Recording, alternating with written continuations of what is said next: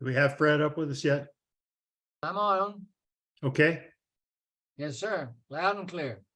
Okay, good evening, everybody. Mike Holmes here from the Air Force Historical Foundation. Thank you for taking time to join us tonight. We think we have a great event with Colonel Fred Watkins, and Matt will take over here in a minute and walk us through this interview. I want to pass the word to you of a couple of events coming up. One is that we'll be hosting a symposium. We're getting back in the historical symposium business on the 16th and 17th of September out in the Denver area. We'll be hosting a symposium that's focused on our air power use in Vietnam, in keeping with the things that we've talked about this year. You can find the details of it on our website. We hope you'll think about joining us there. And then the Museum of the Rockies, the Air Museum of the Rockies, will have an event on the 18th that they'll share with us. We'll pass out some awards. There'll be some flying. There'll be a speech by General Fogelman and some others, and I hope you can find your way to join us. And then on the 28th of September, we'll have our next War Stories session. This time it'll be Brigadier General Dale Stovall, who was a rescue pilot, I think, a Jolly Green pilot in Vietnam, giving us another look at another part of air power in Vietnam. So thanks again for joining us, Matt. I'll turn it over to you. Thank you. Hey, thank you, sir. Well, good evening, everybody. Glad you could join us, and thanks for being here. Colonel Watkins, how are you tonight? I'm fine. Thank you, Matt. Well, listen, we're gonna get through this. I'm down at an RV park today in Florida ahead of a change of command ceremony, so you know all about that. You gotta show up for your friends. That's for sure.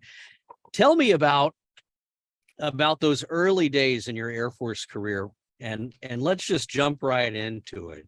What was your favorite thing about those early days? Maybe the first airplane you flew in the Air Force.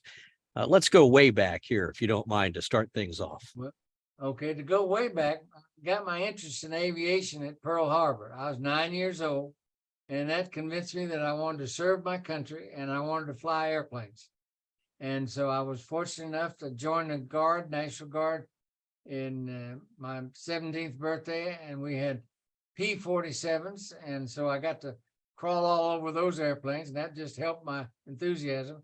And then we got P-51s, and that didn't do a bit to stop. That tickled me to death to do that, and didn't get to fly either of them. But then that just, again, convinced me that after I went to college and took ROTC, I got a pilot training slot, and I went to pilot training and then started out in a T-34, then the T-28, which is a big radial engine, almost like a P-47. And then from that to T-33s, and from that F-84s, and from that F-100. So I got my desire, and that's where I was. I was going being trained by some excellent people that had experience in World War II, Vietnam. I mean, Korea, and some of them in Vietnam.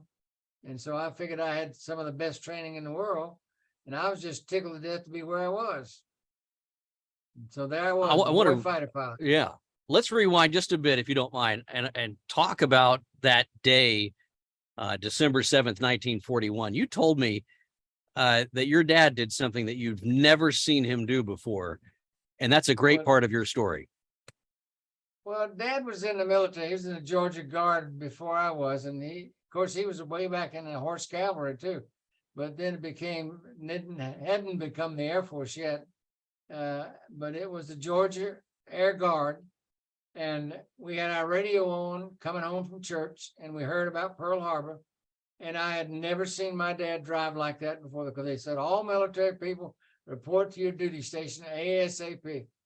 Well, I'd never seen my dad drive like that fast before, but that was just part of my bringing up, to be a military brat. Well, I think it's a great part of the story, and it's just imagining you as a young boy riding in that car with your dad and seeing what the emotion was that he was going through. That had to make an impact, no doubt, and obviously it did, and it changed the course of your life. That's one reason why I've always been patriotic. I'm Sure. kind of people always wonder why I wear all these patriotic shirts on different holidays with flags all over them, but that's all right. They realize why I'm doing it. You went on through pilot training, you excelled there, and then, as you said, off to the early days of jet fighters. Let's talk about that just a little bit, about some of the tactics maybe that some of the folks on this call would appreciate. Probably stuff, as you said, that were, holdovers from World War II. We didn't know a lot about jets in that point of your career. Talk a little bit about that, if you don't mind. Well, the 100 was a nice airplane, and it was a good air combat maneuver airplane. And our instructors, some of them had flown in World War II in P-51s and that sort of thing. And some of them had flown in Korea, and they'd flown against the MiG-15s with P-80s and with F-84s. So they were good instructors, and we would go up and practice air combat maneuvers with them. And some days they'd get the better of you, and some days every now and then you got lucky and showed up pretty well. And we did air-to-air gunnery and that sort of thing. So it was excellent training. So, and I just knew that. I said, okay, I'm gonna be a fighter pilot forever, because this is the hottest thing. We didn't have any F-86s anymore in the inventory that were available to me. There still were some in F-86s in the Philippines, but I couldn't get those. I went to the 100 instead. So I just figured that I was right where I wanted to be. I had someone tell me one time about the F-100, and maybe you can add some to this.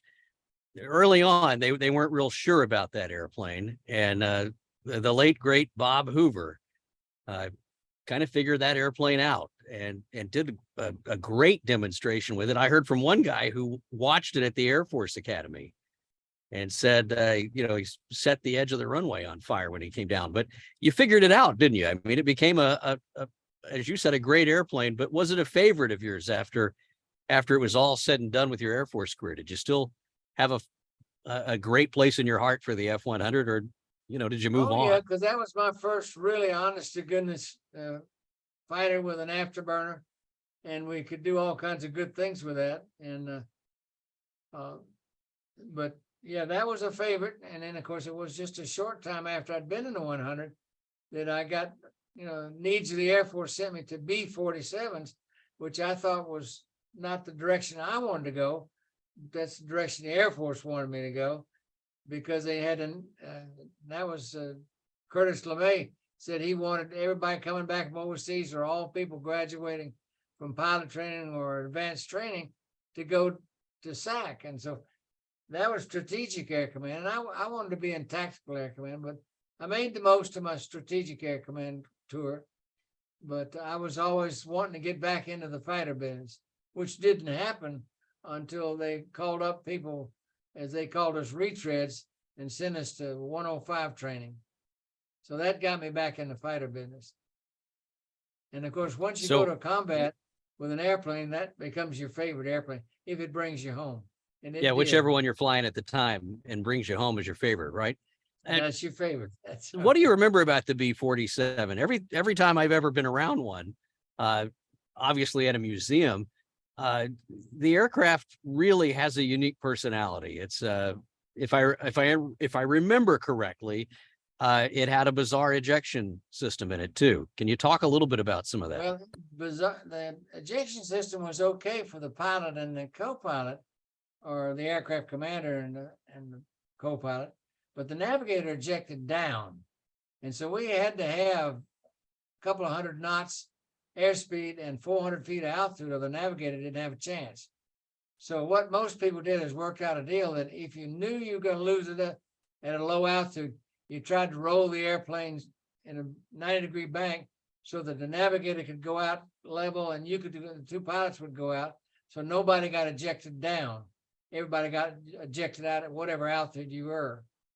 So that was a unique air thing, but it was a swept wing airplane with 6 engines, and they didn't have any. Well, they had the B-36, but it was a medium bomber, and you could do things. We trained with it to toss bomb with it, where you'd go along the ground and pull up and do a loop and toss the bomb straight up in the air.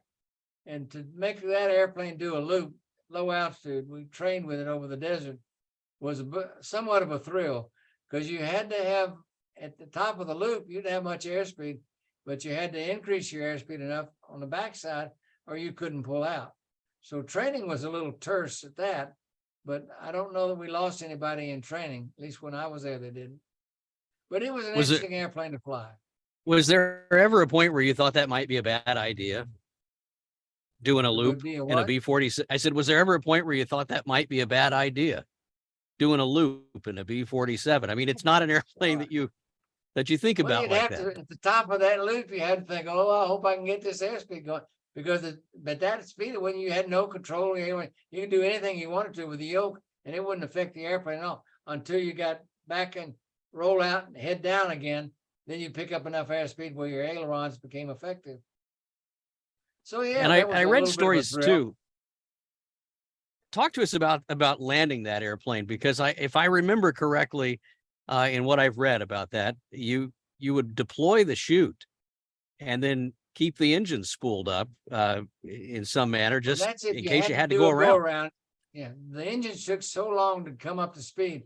You'd have to come down with your engines at a little bit above 60 degrees, 60% rather, and so you'd have enough power if you dropped your drag chute.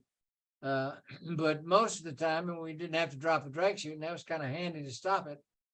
But yeah, it was kind of funny. I was joking with some Navy guys one time about it. I said, well, can we land on a carrier? We got a drag chute. We'll come. They said, no, they wouldn't let me land on a carrier with way too much. But I'm sure you would have given it a try had they maybe winked a little bit at you right there. That you seem like the guy that wouldn't be too afraid of that. Well, I thought once seriously about ending my career one day when we were coming back and we came over to Norfolk, and there was an aircraft carrier sitting there in Norfolk. And I asked my co-pilot, I said, hey, do you want to go with me and end our careers today? Let's make a high-speed pass with the gear and flaps down over this carrier and see what happens. And he said, oh, I don't want to end my career today.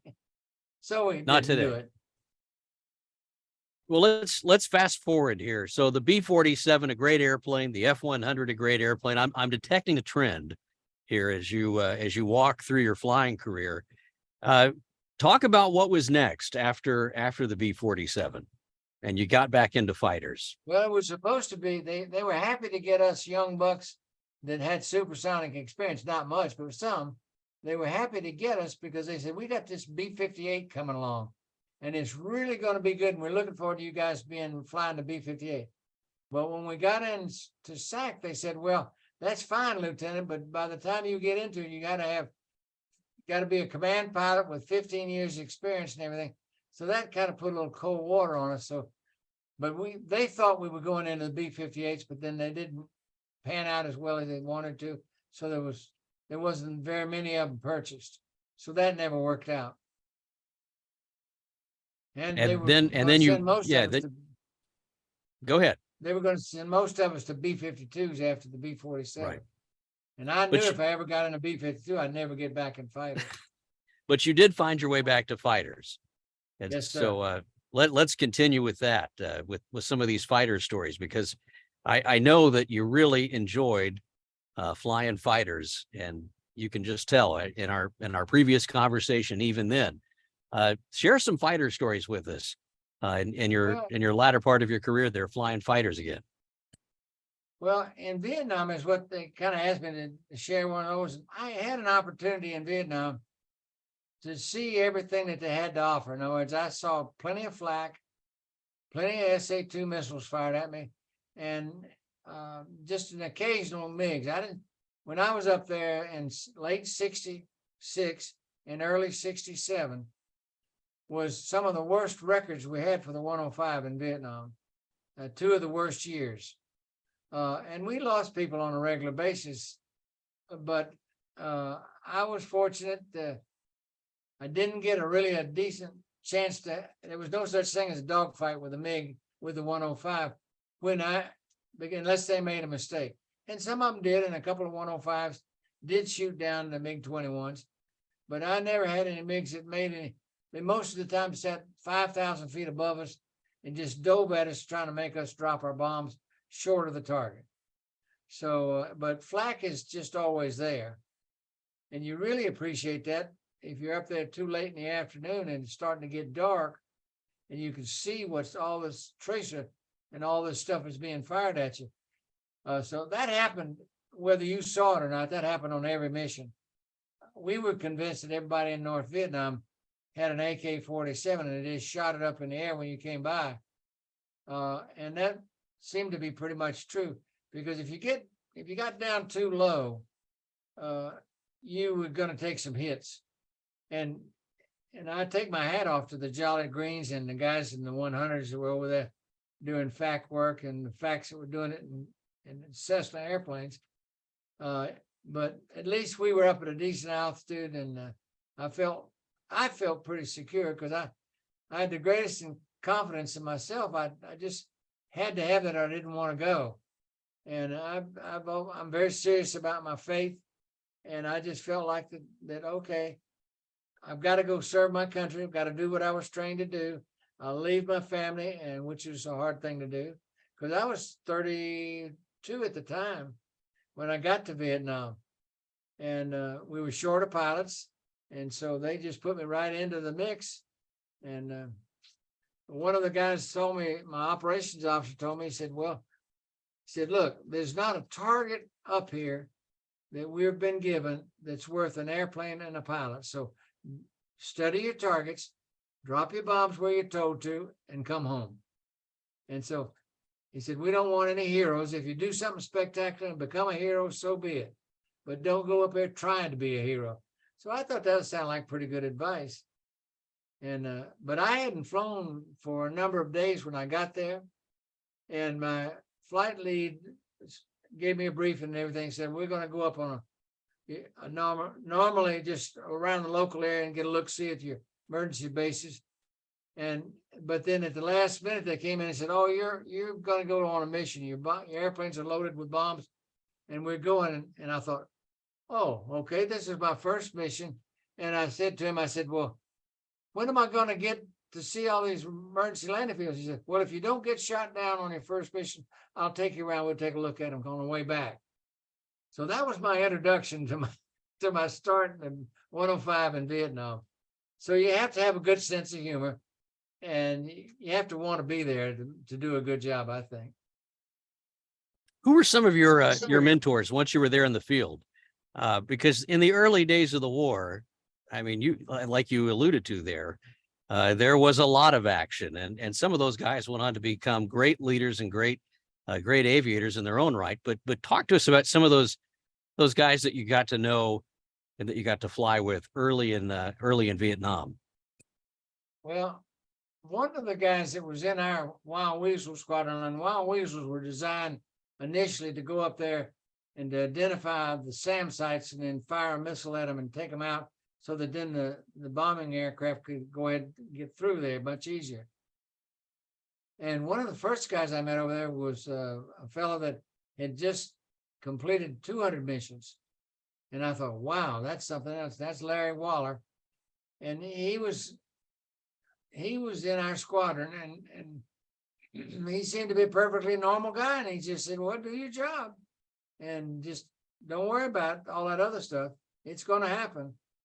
And so everybody kind of felt like, and they all seemed to be motivated. That was what I was impressed with, that nobody wanted to back away from it. We knew we had too many restrictions placed on it. We knew that this really wasn't the right way to do things.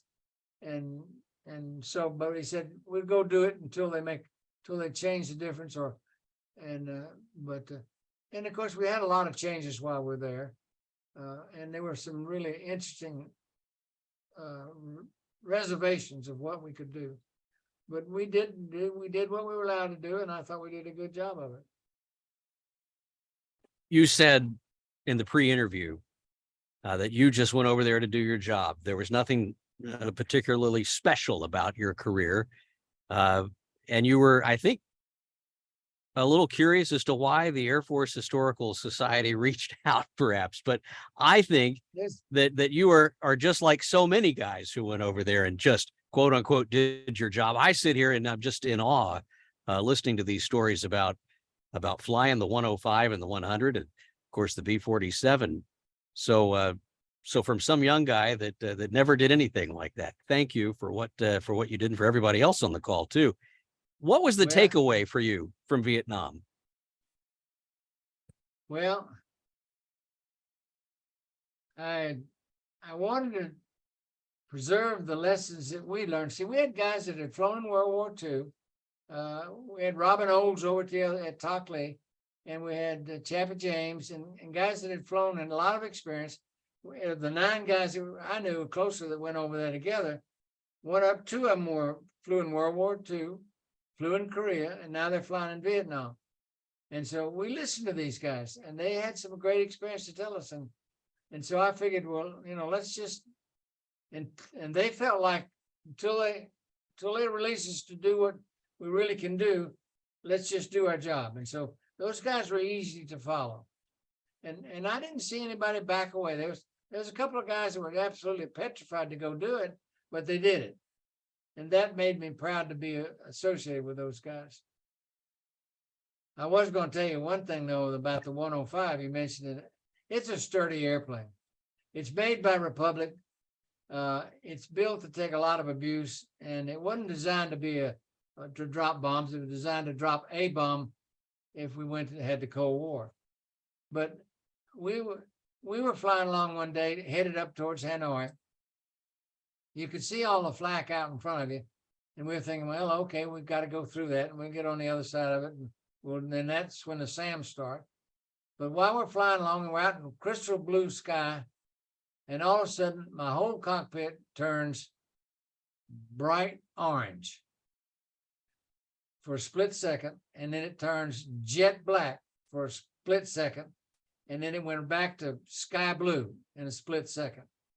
And I thought, I've just gone through a flak burst, and I don't know how close it was to me, but I took the controls, I moved the controls around, and we had a little light right up in front of us that if you had anything wrong with the airplane, the light came on, master caution light. And then when that comes on in the Republic airplane, you're supposed to look down at the panel along the right-hand side, and it'll tell you what system has been affected. Well, I'm back out in blue sky. I'm still on the flight with 4 guys. And I look up there, and there's no master caution light. And I look down, there's no light there. Shake the stick, the airplane's still flying. And I thought, what in the world just happened? But I'll have to admit that I didn't count the number of holes that were in me, but that airplane just performed, and it brought me home. And crew chief's eyes were kind of big when I was coming down the ladder, but it's a sturdy airplane, so I was pleased.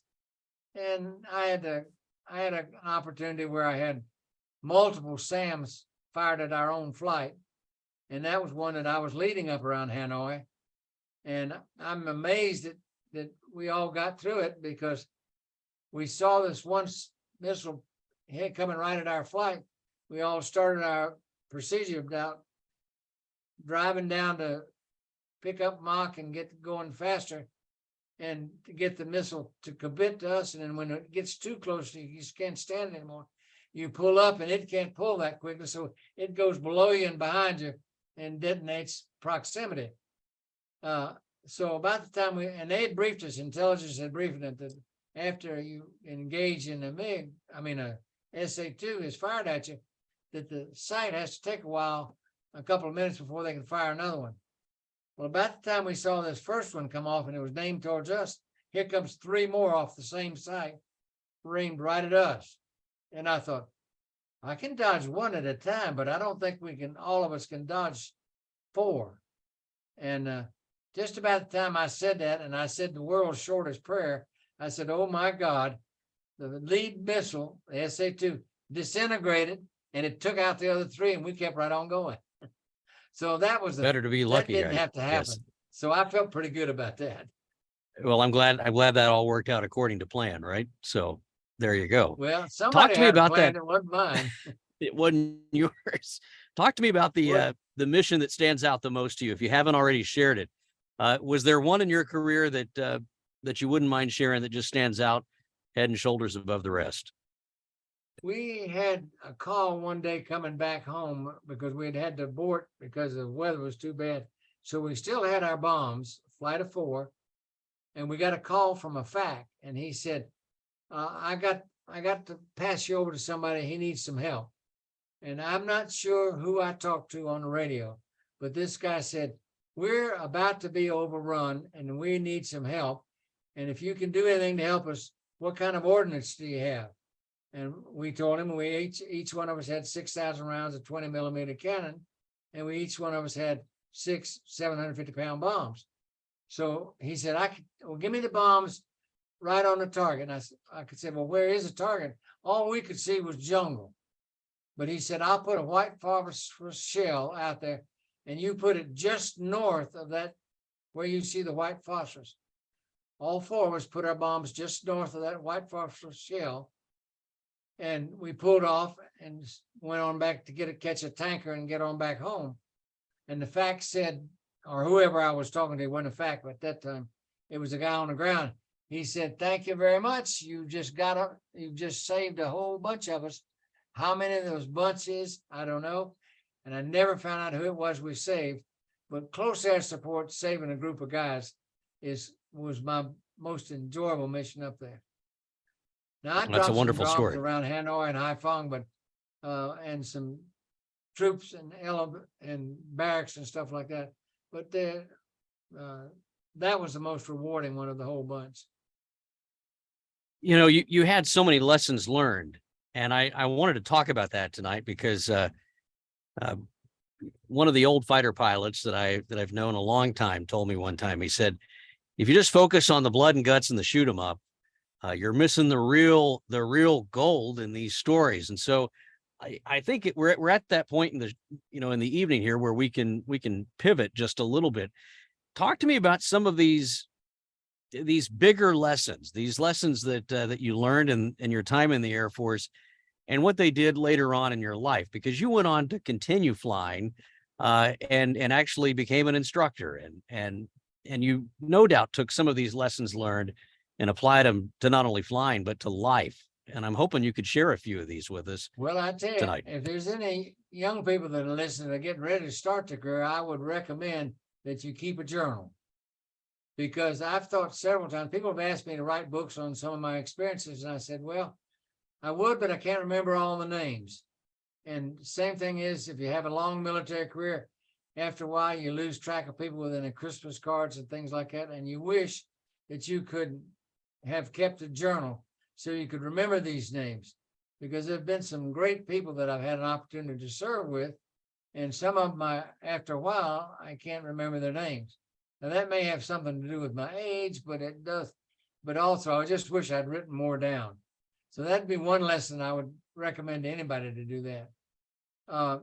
And I just had a love for flying. I enjoyed teaching flying and seeing, and I enjoyed it when I was instructing in the 105, because you take a student who was a qualified pilot when you got him, and you teach him a difficult task, and to see him grasp that task and come very close to, being better than you are. Now, of course, you never wanted to admit that he might have been, but you'd see some of these bright-eyed, bushy-tailed lieutenants come in, and they just excelled. And that was a pleasure to teach them. So it was fun to teach people, because they were motivated, because they knew when they finished what we taught them, they were going straight to Vietnam. So they had a big motivation to learn. And that was good to teach them. But I'd never thought much about being a teacher until that. But then I went on to be a flight instructor and get to be a glider instructor. And I taught all kinds of people to fly. I've got a bunch of my students out there flying in the airlines today. And I didn't mean to infect my son and my grandson, but apparently I did. And so I just like to see people learn to fly and enjoy it. I don't like to see people not enjoy flying. And it does teach you other thing too. I'm a very precise automobile driver. I don't fit into the pattern because I do it the right way. And people around me, they don't care. But anyway, I'm just a very precise person when it comes to moving a vehicle around. That's good to hear, because I don't know many fighter pilots who are. I ride along with one. Yeah, I ride with one, and I won't name names, but a dear friend of mine looked back in the back seat and he said, this is not a Toyota Camry that we've rented. He said, this is an F4 Phantom. And I thought we were going to die that day. I mean, it was in and out of traffic. So hearing you share that gives me some encouragement. Talk to us tonight about, if you will, about, and this is one of these questions I'll throw at you on the spot. Talk to me about one of those lessons learned that maybe a crew chief gave you or a maintainer. Was there something that stuck with you at one point that you could share in that regard? Well, crew chiefs, many cases are assigned to a airplane, that's their airplane, and they loan it to you to go fly. And most of them, just say, well, be sure and come back with my airplane now. They don't necessarily, and I'll have to admit that sometimes when you come back, you were so bushed pulling all those G's and everything that the crew chief had to help you down the ladder. And I've come down the ladder a couple of times, just sat down on the ground, and the crew chief just sat there with me, and just both of us catching our breath. So, but you learn to work with people, and you're going to have people from every conceivable background in aviation, both as mechanics and as crew chiefs and as pilots and as crew members. And it's an experience to learn people, because there are certain things in aviation that are going to frighten you, and you've got to get over that. You got to realize, if you do it right, and you can do everything right and still have something go wrong. But when something goes wrong, somebody's got to make the right decision to get you out of the problem. And so you trust yourself that you can get there, or you have a crew member that comes up with a good suggestion too to get you out of a problem. So that's a good lesson I learned, to just work with your people. I think that's a great lesson. What's the most important thing for you? If I'm your student and I'm in the airplane with you, what's the number one thing you want me to know when I'm in that airplane? Well, one thing, I hope you've done your homework instead of so, because airplanes are mechanical devices, and you need to fly them properly. You need to know what your airplane will do and what are your capabilities, and then you put those two together, and things will work pretty well for you. I think that's I'm great. not I sure asked there's one single thing. No, I asked that question of a couple of people, and it's interesting the answer that you get. One guy who will remain nameless is pretty famous for looking at me and saying, well, don't do nothing dumb. And I thought that was a pretty good answer too. So you never know what you're going to get in that regard, but you're right. You have to do your homework in this, and you have to keep your head about you. But flying privately, like you've done in the latter part of your life, it is a different animal altogether. When you're a civilian master instructor like you are, how did those lessons from the Air Force carry over in that environment? Well, I did charter work too for a while, and small corporate jets and things like that. And then I had this one company I used to fly, and a lot of times it had 6 really nice, comfortable seats, and you could fly it with either 2 pilots or 1 pilot. But I've had a lot of people come up and say to me, especially sometimes with wives, and say, now you be very careful, because my husband's going to be on that airplane. And I wanted to say so many times to him, I said, lady, listen, if there's a problem, I'm going to get there first. And that, I didn't think that was the right thing to say to some of these worried ladies. But anyway, I said, yes, ma'am, I'll take care. You're gonna. Well, that's important to point out. That is for sure, that you're going to be there first, no matter the situation. I want to open it up to some questions tonight, if you're okay with that, Colonel Watkins. And we'll Sure. just we'll open it up here. If there's anyone that has a question tonight that you'd like to submit, you can submit it in the Q&A down there. I don't see anything in there just yet. Is there something that you wanted to touch on, though, this evening that you want to make sure we get in there while we wait on a question or two to come in? Well, I've always felt sorry for people who had a job that they didn't enjoy going to work each day. Well, there were many times that I couldn't wait to get up in the morning and go to work, because I would have paid the Air Force to let me fly some of those airplanes, especially the F-100 when I was in it. But yet they paid me to do it, and I needed it because I had a family. But, I was just I just enjoyed what I did. And I think that's important, to enjoy what you're doing. Now, I've told people that I really enjoyed combat, except for the fact that people were shooting at me. And so that was good flying. But you just got to, people don't understand that, but it was good flying, and I'm just glad that I got through it okay. I feel sorry, and I've lost a lot of friends over there, and they didn't make it, and I did. And I'm not sure I can tell you why, except I just trusted in the Lord and my ability and my training. Your faith, no doubt, plays a huge part in your life. We do have a couple of questions tonight. Still does. Bill wanted Okay. to know, were there any F-105 missions that had you employ single ship?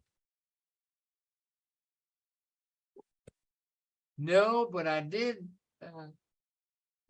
I was asked one day to take a visiting full colonel from headquarters up to just to show him what things look like. And he had experience. He was from a World War II pilot. And I took him up there and briefed him what we were going to do. And somewhere along the line, it's the only time I've ever had a wingman that broke one way and I broke the other. And I thought, oh my goodness, there goes my career, because now I've lost this colonel. And how am I going to explain that when I get back? And so I called him and asked him where he was. He said, oh, I'm okay. I'm back at the VOR. I said, I'll be there in just a second, Colonel. So we went back and came back together. That was bothersome. The only time I was up there by myself for a moment, because he went the wrong way. Or maybe he said I went the wrong way. I wasn't going to argue with him. I just wanted to get him back safely. Great story. Jerry was asking where you were flying when you were in Vietnam and Southeast Asia there. What bases were you at? I flew from a base called Karat. And I flew from there. It was about 500 miles to Hanoi from there. And so the record was, in those days, not the record, but what your tour was 100 missions over North Vietnam, or a year, whichever came first. Well, we had so many people leave that I got through, and I flew sometimes twice a day. I finished my missions, 100 missions, and 18 extra ones in 6 months. So when my tour was up and I knew I was going back to Wichita to instruct, I went ahead and took that option and went home to be back with my family and back in Wichita. I think we're going to get another quick shoot 'em up story out of you here if we ask some of these. Okay. Go ahead. Yeah. Well, we have a couple coming in here. They found the Q&A button. I'm glad we're doing this. Bill writes in and wants to know, did you ever train for the nuclear strike mission in the F-105? Could you describe it? And in your opinion, do you think it would have been successful? Great question, Bill. Well, that's a two-part question. The first part is, we did teach all of our students low-level radar navigation. So that would be training for what you might have used if they'd used them during the Cold War. And as far as practicing any of that low level with the 105, but no, when I had the B-47, I had targets all over Russia from different bases, from Spain, from North Africa, and also from England. And we studied those targets quite well. But those we would go in at high altitude. And because the B-47 was not that fast at low altitude, there's a big target. So, of course, you didn't know where everybody else's targets were, which was a little bit of a problem during the Cold War, because we didn't know where the intercontinental ballistic missiles were going to hit when, or when the sub missiles were going to get there, or when the Army artillery was going to get there. So they just said, well, I said, what do we do there if we get to our target and the target's a big hole? He said, make a bigger one or find another hole to make. But so there was some adjustment that needed to be made during the Cold War too. But never with the 105 did I have to do that. We had I wouldn't have minded it, because it would have gone a lot faster, a lot lower. We have a question here from David Watkins. I'm sure there might be some relation there. Wants to know if you would discuss the restrictions placed upon U.S. pilots flying over North Vietnam by DC. Any thoughts on that, Colonel? Well, it sounds like my son was a good question. We did have a board that was in our room when we briefed, the briefing room. It went from floor to ceiling of restrictions. A lot of those restrictions didn't make a whole lot of sense because, and our guys who flew during World War II and Korea all said these don't make any sense. But we were there, I was there doing Rolling Thunder, where the theory was, and we were told that we were bombing minor targets en route, working our way up towards Hanoi and Haiphong. And because if we do it that way, the people in Haiphong and Hanoi will give up because they'll see what we can do with dropping bombs. Well, that didn't work. But the trouble with that theory was that we would be bombing bamboo bridges down in rivers way south, and yet somebody might still get shot down and killed. So we say, wait a minute, we're getting guys killed going after bamboo bridges, and that's not right. So that was one of the restrictions. Now, one restriction that they put on us, which came later, was a good one. And they said, try to pull out 4,500 feet above ground, which gets you out of most of the small arms fire.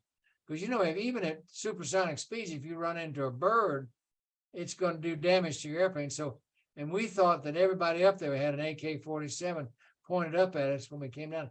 Plus, you could see in the evening, you could see all the flak coming up. And because there was every few rounds anyway, enough tracers in them that you could see them coming up at it. So it really got your attention that you were being shot at every time you exposed the airplane up there. So, but those were some of the restrictions. And there were some other ones, like we couldn't bomb their airfields. But once they got airborne, we could shoot at them. And so what we did is after we dropped our bombs, we would all get line abreast and go right over the top of their airfield, hoping that one of the MiGs would be in a landing pattern and we'd get to hose him down. Or, you know, show him we were there anyway. And so that was a restriction. And we could, and this has been documented already by a number of people who almost got court-martialed for it. We couldn't sink the ships in the harbor, but we could see the SA-2 missiles on the docks being unloaded. And we couldn't bomb those until they were on a site that could shoot at us. So it was kind of a let them shoot first, and then you recover from that, and then you can drop bombs on them. That didn't make a whole lot of sense to a fighter pilot. So those The were politics of all that, I've never heard anybody that thought they made sense. But the history books will take care of all that. There were 6 different presidents that were involved with Vietnam. And there were some decisions made that were political. So, and that's not what a military man worries about. I just worried about what my commanders told me to do. If they told me to do it because I believed that they were trained and they were doing the right thing, that's what I was going to do. But so, well, you alluded to that. Yeah, you alluded to that earlier in the call about your faith, and followership is certainly just as important as leadership. How do you want folks to remember you when all of this is in the history books, as you just sort of said? How do you want folks to remember you? Well, I hope they remember that I did my job. I raised my family, and I got the greatest grandkids and great grandkids now, and a wonderful wife. I want you to remember that a military man can do both. All right. Well, I think that's great. If there are any other questions, populate that feed right now. And here in just a few seconds, we'll turn it back over to General Holmes here. Jerry's writing in tonight too. Lots of legendary stories about Robin Olds. Did you share a base with him? Are you willing to share anything? And he said it's okay not to answer if it's not appropriate. We thought, and this is not a bad thing about General Olds. He's a great guy, but he designed a tactic to get the MiGs to come up and think that he was 105. So he used our call signs and flew a bunch of F4s loaded for bear for the MiGs, and he used us as bait. So we knew we were bait, so that made it all okay because we knew about it beforehand. And but he got the MiGs to come up, and they had a field day that day, and the MiGs didn't have too many MiGs to spare, so they didn't want many of their MiGs to be shot down. That's why I thought they didn't mix it up very well during 66 and early 67, because they didn't have very many to work with. And they needed another maintenance officer, I think. All right.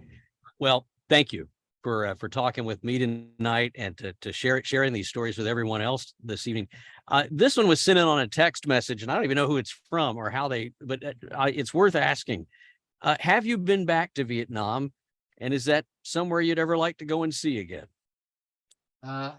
No, I have not been back, and I know a number of people who have, but I have no desires to go back, and I don't have any feeling one way or the other.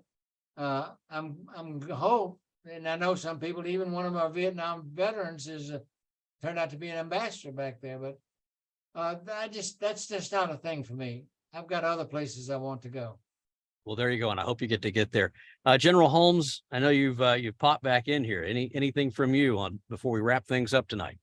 I just want to thank Fred again for his service and for sharing that with us. Fred, you've led a great American life, one that I think anybody would be proud to be a part of. I know your family's proud of you. I'm glad they were able to check in and be with us tonight. I'll just close with a reminder again, our symposium, 16, 17 September out in Denver. Our next War Stories event, 28 September with Brigadier General Dale Stovall, retired. We thank you for continuing to support us. If you're not a member of the Air Force Historical Foundation, we hope you will become one. Keep your eye on our website for future events. And thanks very much for joining us tonight. Thank you, Matt. Well, thanks for asking me, General. I appreciate it. And if I could say one thing, this is Steve Newbold here. Fred, it's been such a pleasure getting to know you as we've gone through the process, getting ready for this. And we thank you again, as the General said tonight. I know that you've got a legacy of military members in your family. And I see at least one of them on here now, and that's Matt, who I've known for over 30 years, a C-17 pilot up there at McCord. So we thank for what Matt's doing. And Allison, his sister, I know is serving, and she may be on the call. I don't see her, but I know she's serving as a Navy oral surgeon, married to a Marine at Camp Lejeune. And so one of the things I wanted to do tonight, Fred, in your honor, is we started a campaign to grow our membership several months ago. It's called the Pass It On campaign. And my wife, Bina, who's sitting next to me tonight, who knows both these, I don't call them kids anymore. They're up there growing up and doing great things, and we're proud of them. We want to give them a Pass It On membership to the foundation. So Matt and Allie, hope you will take that, and we look forward to having you be a participant in the foundation. Thanks for joining tonight. And Fred, thank you again. Appreciate you asking me.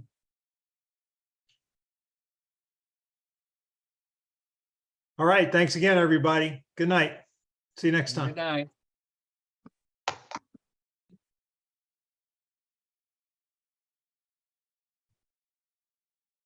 going to join the green room now. I'm just going to have a catch up. You don't need to be for this.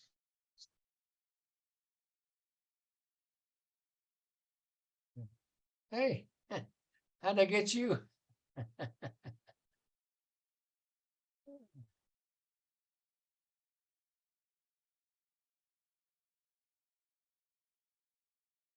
I never saw you on there.